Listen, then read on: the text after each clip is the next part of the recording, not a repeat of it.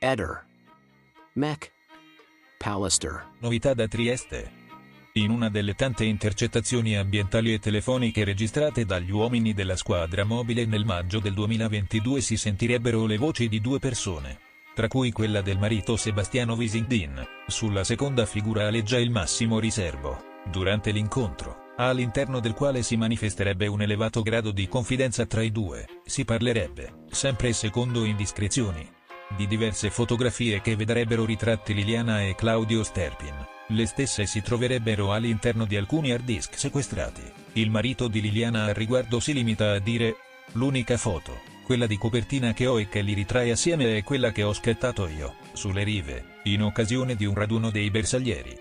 Ehi, non dimenticare di iscriverti a questo canale.